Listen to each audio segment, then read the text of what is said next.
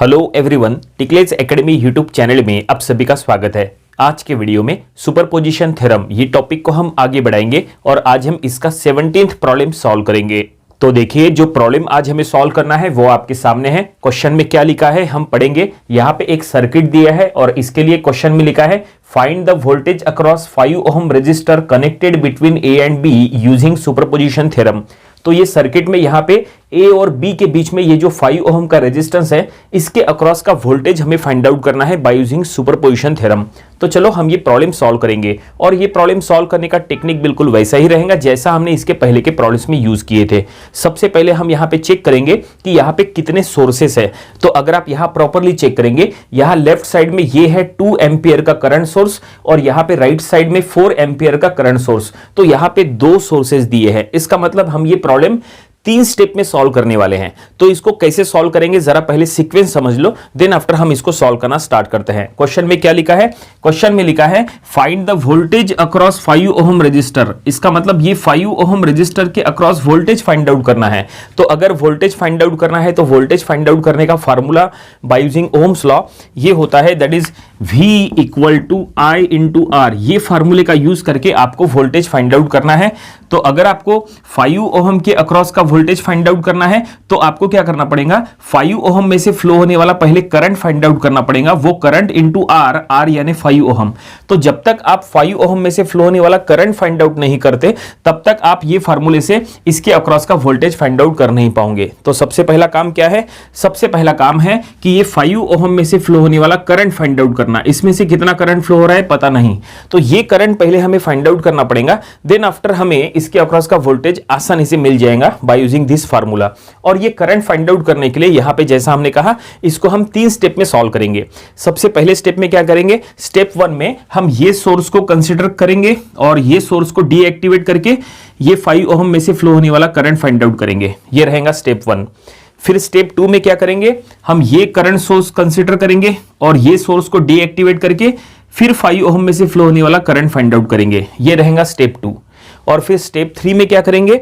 Step 3 में step 1 का current और स्टेप 2 का करंट दोनों का समेशन करके फाइनल करंट हम फाइंड आउट करेंगे जो 5 ओम में से फ्लो होगा। और एक बार हमें फाइनल करंट यानी total current flowing through 5 ohm resistance मिल गया तो फिर वो करंट यहां पे हम I की जगह पे पुट करेंगे, R यानी ये 5 ओम यहां पुट करेंगे तो हमें वोल्टेज मिल जाएगा। प्रॉब्लम वहीं पे कंप्लीट हो जाएगा। समझ गए? ये सीक्वेंस रहेगा। तो चलो यहां पे अब हम इसको सॉल्व करना स्टार्ट करते हैं। ये रूल ही है कि जब कभी भी आप प्रॉब्लम सुपरपोजिशन थ्योरम से सॉल्व करते हैं तो सुपरपोजिशन थ्योरम से सॉल्व करते समय आपको एक एक सोर्स को कंसीडर करना होता है। जब आप एक कोई सोर्स कंसीडर करते हैं तो सर्किट में दूसरे सोर्सेस को डीएक्टिवेट करना पड़ता है। हमने यहां पे वही कहा था कि जब आप ये सोर्स लेंगे तो आप इसको डीएक्टिवेट करेंगे और जब आप वो सोर्स लेंगे तो आप इसको डीएक्टिवेट करेंगे। ये सुपरपोजिशन थ्योरम का रूल है, हम उसी के अकॉर्डिंग चलेंगे।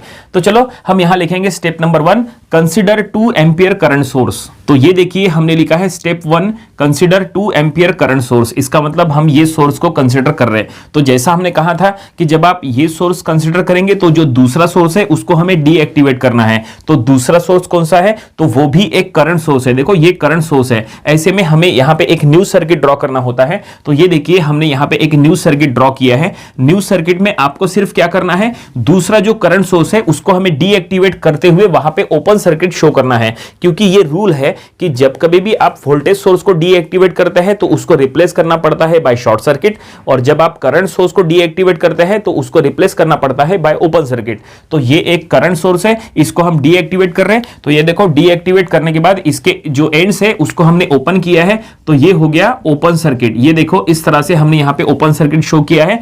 रिमेनिंग जो सर्किट है वो एज इट इज है। देखो रिमेनिंग हमने कहीं कोई चेंज नहीं किया है, सिर्फ जो उधर का जो करंट सोर्स है उसको हमने रिमूव करके उसको ओपन सर्किट कर लिया है और ये न्यू सर्किट तैयार है। और अब ये न्यू सर्किट में हम क्या करेंगे? यहां पे ये 2 एम्पियर करंट सोर्स की वजह से ये 5 ओम रेजिस्टेंस में से कितना करंट फ्लो हो रहा है हमें वो फाइंड आउट करना है। तो चलो वो अब हम फाइंड आउट करेंगे। तो यहां पे ये पूरे सर्किट में टोटल करंट फ्लोइंग क्या है? तो टोटल करंट IT हम यहां पे लिख लेंगे, IT that is 2 ampere. Current source दिया है तो वहां पे टोटल करंट दिया है, आपको अलग से टोटल करंट फाइंड आउट करने की जरूरत नहीं है। तो यहाँ पे टोटल करंट हो गया, total current flowing through the circuit is that is 2 ampere. अब हमें बस ये चेक करना है कि ये टोटल करंट में से कितना करंट जो है वो 5 ओहम में से फ्लो हो रहा है। तो वो चेक करना काफी आसान है। चलो यहाँ पे सबसे पहले करंट को फ्लो करा के उसको डिवाइड करा के देखते हैं। देखो करंट का डायरेक्शन देखो क्या है, ये जो करंट है 2 एम्पियर, इसका डायरेक्शन ऐसे अपवर्ड है। इसका मतलब ये देखिए ये ऐसा फ्लो हो रहा है, ये ऊपर जा रहा है, ये यहां जाएगा, और ये जो नोड है देखो ये नोड पे ये डिवाइड हो जाएगा, कुछ ऊपर जाएगा, देखो कुछ ऊपर जाएगा कुछ नीचे जाएगा, इस तरह से यहाँ पे ये डिवाइड हो रहा है, कुछ ऊपर कुछ नीचे, ये देखो इस तरह से। ठीक है, जो ऊपर गया और जो नीचे गया इसको हम नेमिंग दे देंगे। जो करंट नीचे गया उसको हम कहेंगे I1, और जो करंट ऊपर जा रहा है इसको हम नेमिंग दे देंगे I2। आप नेमिंग कुछ भी दे सकते हैं, कोई फर्क नहीं पड़ता। तो ये देखो I1 I2 ऐसा जो है टोटल करंट 2 पार्ट में डिवाइड हो गया। अब ये जो I1 I2 अगर आप प्रॉपरली चेक करेंगे तो I1 I2 में से ये जो I1 है ये 5 ओहम में से फ्लो हो रहा है। तो ये I1 हमें फाइंड आउट करना है, हमें I2 फाइंड आउट नहीं करना है, हमें I1 फाइंड आउट करना है जो कि 5 ओहम में से फ्लो हो रहा है। तो चलो अब ये I1 फाइंड आउट करेंगे, और ये फाइंड आउट करने के लिए हम यहाँ पे करंट डिवीजन रूल का यूज करेंगे। आसानी से करंट डिवीजन रूल से आप I1 फाइंड आउट कर सकते हैं। करंट डिवीजन रूल का यूज क्यों करेंगे, वो इसलिए क्योंकि यहाँ पे करंट डिवाइड हुआ। देखो ये जो नोड है यहाँ पे करंट डिवाइड हुआ, इसलिए आप करंट डिवीजन रूल का यूज करो। तो चलो अब हम यहां लिखेंगे therefore by current division rule, by current division rule, आप यहां पे करंट डिवीजन रूल अप्लाई करेंगे और I1 फाइंड आउट करेंगे। तो ये अब हम यहां लिखेंगे I1। देखो अगर आपको करंट डिवीजन रूल नहीं पता, करंट डिवीजन रूल कैसे यूज करना वो अगर आपको नहीं पता, तो इसके पहले ऑलरेडी हमने how to find current through current division rule, उसके ऊपर कुछ स्पेशल वीडियोस बनाए थे, वो वीडियोस आप देख सकते हैं, आपका करंट डिवीजन रूल का पूरा कॉन्सेप्ट क्लियर हो जाएगा। ठीक है, तो चलो यहाँ पे करंट डिवीजन रूल अप्लाई करेंगे। तो करंट डिवीजन रूल अप्लाई करते समय सबसे पहले आपको टोटल करंट यहाँ पे लिखना होता है। देखो फार्मूला यहाँ पे लिख के देते हैं करंट डिवीजन रूल का, आप चाहे तो अपने नोटबुक में लिख के रखो। That is current division rule में सबसे पहले लेफ्ट हैंड साइड में IX, फिर रहेगा IT, ठीक है, इनटू यहाँ पे रेजिस्टेंस ऑफ अपोजिट ब्रांच, देखो हम यहाँ पे लिख लेंगे R अपोजिट, फिर resistance of again opposite branch नीचे में, और फिर plus resistance of current branch. देखो इस तरह से, ये देखो ये है करंट डिवीजन रूल का फार्मूला। ये फार्मूला अब हमें यहाँ पे यूज करना है। क्या लिखा है, IX यानी जो करंट फाइंड आउट करना है वो यहाँ रखो, यहाँ पे रखना है IT यानी टोटल करंट, यहाँ पे रेजिस्टेंस ऑफ अपोजिट ब्रांच ऊपर भी और रेजिस्टेंस ऑफ अपोजिट ब्रांच नीचे भी, ऊपर भी नीचे भी, plus resistance of current branch, मतलब करंट आप जो ब्रांच से फाइंड आउट कर रहे हैं वो ब्रांच का रेजिस्टेंस। ठीक है, समझ गए। तो चलो अब हम यहाँ पे ये फार्मूला अप्लाई करेंगे। तो ये हमने लिखा है I1 जो हमें फाइंड आउट करना है, और अब यहाँ लिखना है टोटल करंट। ये देखो ये टोटल करंट यहाँ लिखना है, टोटल करंट क्या है 2 एम्पियर, तो हम यहाँ लिख लेंगे 2 एम्पियर इनटू, अब लिखना है रेजिस्टेंस ऑफ अपोजिट ब्रांच ऊपर भी और नीचे भी। ये देखो हमने यहाँ लिखा है R अपोजिट यानी रेजिस्टेंस ऑफ अपोजिट ब्रांच ऊपर नीचे दोनों जगह लिखना है। तो अब यहाँ पे अपोजिट ब्रांच क्या है, अपोजिट ब्रांच के लिए आपको सबसे पहले यहाँ पे आपको एक जगह कंफ्यूजन हो सकता है, हम वो कंफ्यूजन को दूर करना चाहेंगे। देखो क्या कंफ्यूजन है, ये जो ओपन सर्किट है, ये जो ओपन एंड्स है, ओपन एंड्स में कभी भी करंट फ्लो नहीं होता। इसका मतलब ये है ये जो ब्रांच है ये अगर आपने नहीं शो किए तो भी चलेगा। तो देखो हम इसको यहां से निकाल देते हैं। देखो ये हमने यहां से हटा दिए, ये देखो ये हटा दिए, ये देखो ये ओपन सर्किट का ये जो ब्रांच है जो इसको यहाँ पे ज्वाइंट था उसको हमने हटा दिए। अब देखो ये जो ब्रांच है, देखो ये ब्रांच एक कंटिन्यूअस ब्रांच आपको यहाँ पे दिख रही है। ठीक है, तो टोटल करंट यहां से फ्लो हो रहा है, ये टोटल करंट यहां पे डिवाइड हो रहा है, कुछ ऊपर जा रहा है कुछ नीचे जा रहा है, और जो ऊपर जा रहा है करंट ये है I2, और ये इस तरह से ये पूरा I2 ऐसा फ्लो होके इधर आएगा रिटर्न। देखो ये I2 ऐसा फ्लो होके इधर जो यहां से ऐसा फ्लो होके पूरा ऐसा नीचे आ जाएगा और इस तरह से यहां पे आ जाएगा। इसका मतलब ये है, ये हम आपको इसलिए बताया है क्योंकि यहां पे हमें रेजिस्टेंस ऑफ अपोजिट ब्रांच लिखना है। तो अपोजिट ब्रांच कौन सा होगा पता है, तो ये जो ब्रांच है I2 वाला ब्रांच यही है अपोजिट ब्रांच, ये पूरा का पूरा अपोजिट ब्रांच है। करंट जो है वो 2 पार्ट में डिवाइड हो रहा है I1 I2। ऐसे में आप I1 फाइंड आउट कर रहे हैं तो I2 वाला जो ब्रांच है वो हो जाएगा अपोजिट ब्रांच। तो I2 वाला ब्रांच कौन सा है, यहां से लेके यहां तक पूरा ये अपोजिट ब्रांच है। तो ये अपोजिट ब्रांच में जो भी रेजिस्टेंस है वो पूरा रेजिस्टेंस आपको यहां लिखना है। तो यहां से लेके यहां तक पूरा रेजिस्टेंस क्या है, तो इसमें 8 ओहम है और ये 3 ओहम है और ये दोनों सीरीज में है। देखो 8 ओहम 3 ओहम सीरीज में है, तो इसका पूरा रेजिस्टेंस हो जाएगा दैट इज 11 ओहम, क्योंकि दोनों सीरीज में है। तो यहां पे दोनों को ऐड करो, 8 + 3 11। तो हम यहां लिख लेंगे रेजिस्टेंस ऑफ अपोजिट ब्रांच 11, ऊपर भी लिखो और नीचे भी लिखो प्लस अब आपको यहां लिखना है रेजिस्टेंस ऑफ यहां पे करंट ब्रांच। देखो हमने लिखा है आर करंट, यानी रेजिस्टेंस ऑफ करंट ब्रांच, मतलब आप करंट जो ब्रांच से फाइंड आउट कर रहे हैं वो ब्रांच का रेजिस्टेंस। तो आप करंट ये ब्रांच से फाइंड आउट कर रहे हैं, तो ये ब्रांच का रेजिस्टेंस क्या है, यहां पे 5 ओहम, तो हम यहां लिख लेंगे 5।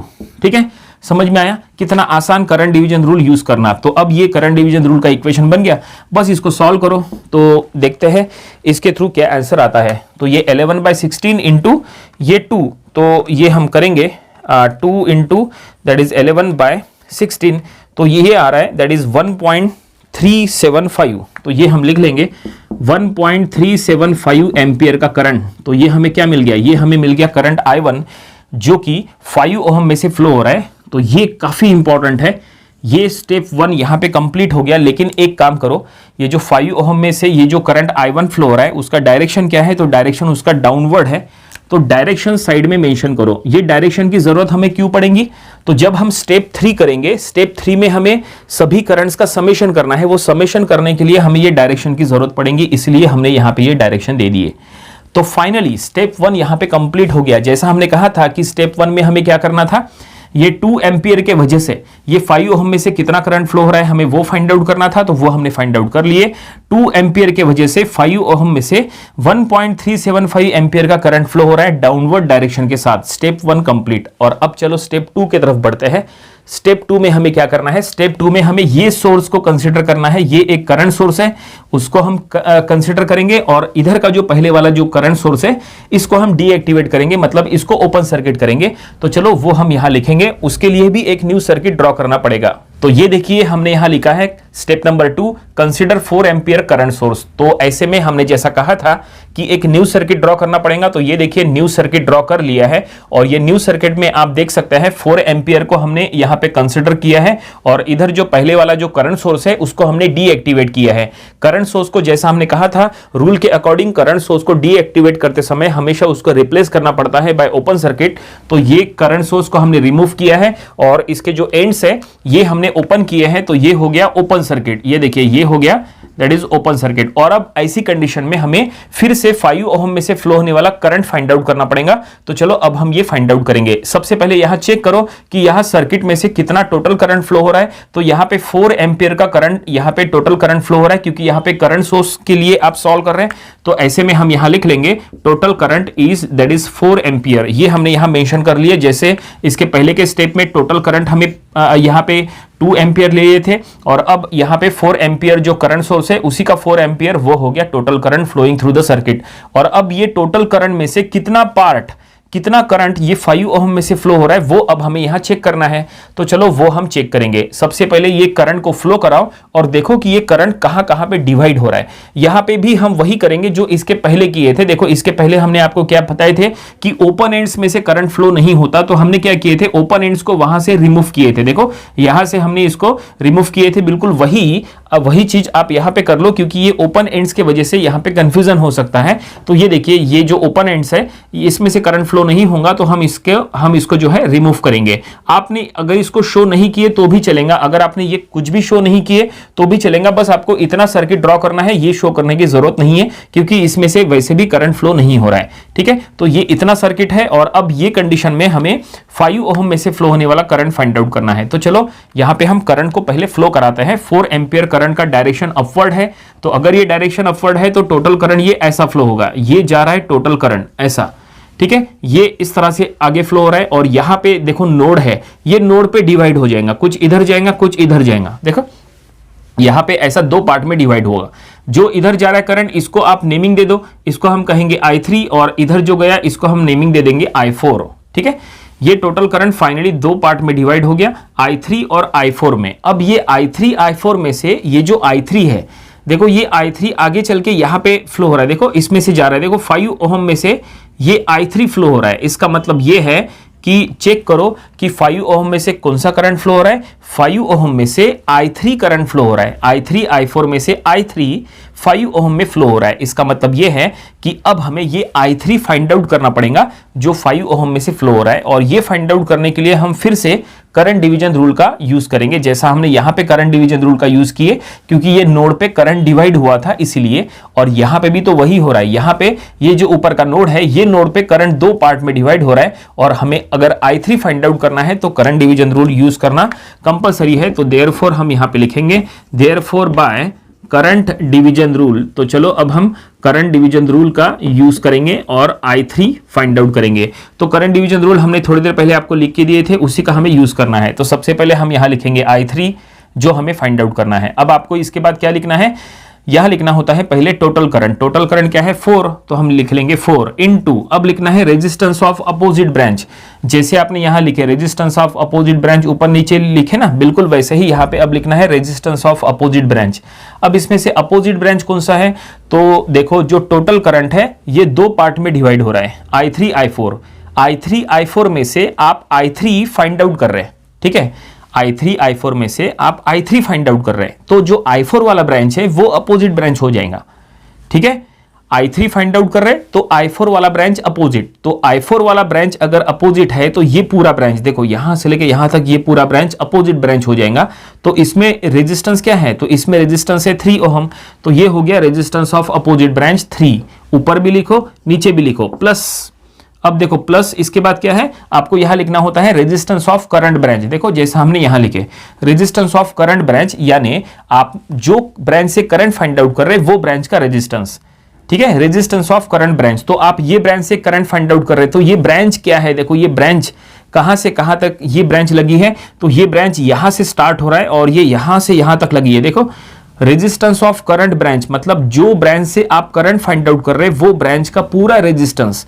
तो आप ये ब्रांच से करंट फाइंड आउट कर रहे हैं ना I3, तो ये ब्रांच का पूरा रेजिस्टेंस, तो यहाँ पे 5 और ये 8 और 5 दोनों सीरीज में है, ठीक है, तो ये दोनों को हमें ऐड करना पड़ेगा, तो इसका पूरा रेजिस्टेंस हो जाएगा दैट इज 8 + 5, तो ये हम यहाँ लिखेंगे 13 इस तरह से। तो फाइनली हमने यहाँ लिख लिए resistance of current branch, resistance of current branch भी लिखे, रेजिस्टेंस ऑफ अपोजिट ब्रांच भी लिखे। समझ में आया इतना, ओके। नंबर ऑफ स्टूडेंट्स को करंट डिवीजन रूल में कहां पे कंफ्यूजन होता है पता है, नंबर ऑफ स्टूडेंट्स को सिर्फ अपोजिट ब्रांच फाइंड आउट करते समय दिक्कत होती है। अपोजिट ब्रांच का resistance number of students properly find out नहीं कर पाते हैं, और इसी के वजह से उनका करंट डिवीजन रूल का इक्वेशन रॉन्ग होता है और आंसर रॉन्ग आता है। तो ऐसा नहीं होना चाहिए, इसलिए नंबर ऑफ प्रॉब्लम्स की आपको प्रैक्टिस करना चाहिए। अपोजिट ब्रांच आपको ढूंढते आना ही चाहिए, बिना अपोजिट ब्रांच के आप करंट डिवीजन रूल का जो इक्वेशन है वो आप कंप्लीट कर नहीं पाओगे, इसलिए नंबर ऑफ प्रॉब्लम्स की प्रैक्टिस करो। तो यहां पे तो हमने बना लिए, चलो अब देखते हैं इसका आंसर क्या आएगा। तो ये 3/16, ठीक है, इसका मतलब ये 4 से डिवाइड करेंगे तो ये 3/4 हो जाएगा, तो ये आंसर आएगा 0.75 एम्पियर। तो ये फाइनली हमने क्या फाइंड आउट कर लिए, I3 यानी ही जो करंट 5 ओम में से फ्लो हो रहा है क्वेश्चन में, और इसका डायरेक्शन हम यहां दे देंगे, डायरेक्शन यहां रहेगा डाउनवर्ड। देखो ये I3 जब 5 ओम में से फ्लो हो रहा है तो इसका डायरेक्शन डाउनवर्ड है, तो हमने वो दे दिए। इसका मतलब ये है कि ये स्टेप नंबर 2 कंप्लीट हो गया। हमने आपको कहा था स्टार्टिंग में कि ये प्रॉब्लम हमें 3 स्टेप में सॉल्व करना है, उसमें से 2 स्टेप्स यहां पे कंप्लीट हो चुकी है। पहले स्टेप में हमने क्या किए, ये 2 एम्पियर करंट सोर्स को कंसिडर करके 5 ओम में से कितना करंट फ्लो हो रहा है वो हमने फाइंड आउट कर लिए, वो है 1.375 एम्पियर। और सेकंड स्टेप में हमने क्या किए, ये 4 एम्पियर करंट सोर्स के वजह से ये 5 ओम में से कितना करंट फ्लो हो रहा है वो भी हमने फाइंड आउट कर लिए, ये है 0.75 एम्पियर। और अब रहेगा स्टेप नंबर 3।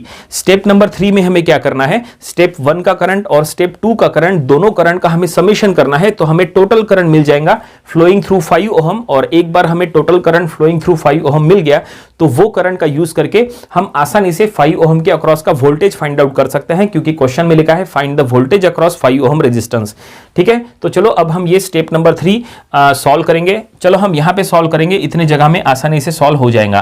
तो ये अब हम यहां लिखेंगे स्टेप 3, देखो थर्ड स्टेप और ये लास्ट स्टेप रहेगा, और हमें 5 ओम में से टोटल करंट फाइंड आउट करना है। तो हम यहां पे लिखेंगे करंट थ्रू 5 ओम, ठीक है। तो ये हम इसको नाम दे देंगे दैट इज IX, ठीक है, करंट थ्रू 5 ओम। IX नहीं, हम इसको IAB कहेंगे, क्योंकि ये ब्रांच AB के बीच में 5 ओम है। तो हम इसको कहेंगे IAB, that is current flowing through branch AB, हम इसको ऐसा कहेंगे, ठीक है। आप नेमिंग कुछ भी दे सकते हैं, कोई फर्क नहीं पड़ता। तो अब हमें क्या करना है, दोनों जो करंट थे स्टेप 1 और स्टेप 2 के, उनका हमें समेशन करना है। तो दोनों का पहले डायरेक्शन चेक करो। तो ये देखो I1 का डायरेक्शन डाउनवर्ड है और ये I3 का डायरेक्शन भी डाउनवर्ड है, दोनों का डायरेक्शन डाउनवर्ड है, इसका मतलब दोनों का समेशन करना है, ठीक है।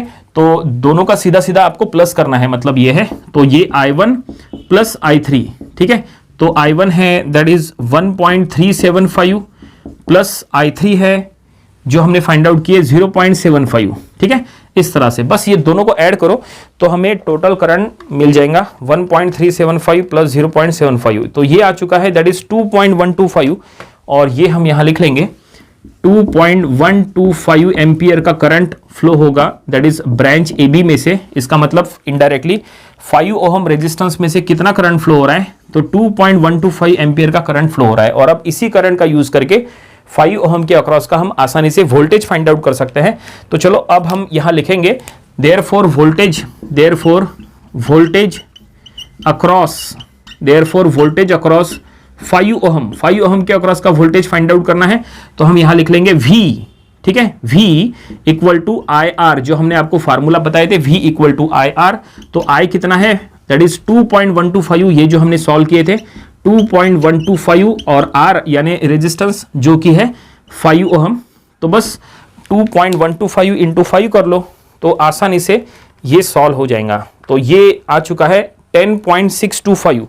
तो अब हम यहां लिख लेंगे 10.625 वोल्ट, ये हमें मिल गया। क्या मिल गया, ये है voltage across 5 ohm resistance. Question में कहा था find the voltage across 5 ohm resistance connected between AB, तो हमें AB के बीच में जो 5 ओहम रेजिस्टेंस है उसके अक्रॉस का वोल्टेज पता चल चुका है 10.625 वोल्ट, और फाइनली प्रॉब्लम यहीं पे कंप्लीट हो गया। उम्मीद करते हैं कि ये प्रॉब्लम आपको समझ में आया होगा। ये प्रॉब्लम आपको अपनी प्रैक्टिस बुक में भी सॉल्व करके देख लेना चाहिए। ये था सुपरपोजिशन थ्योरम, ये टॉपिक का प्रॉब्लम नंबर 17।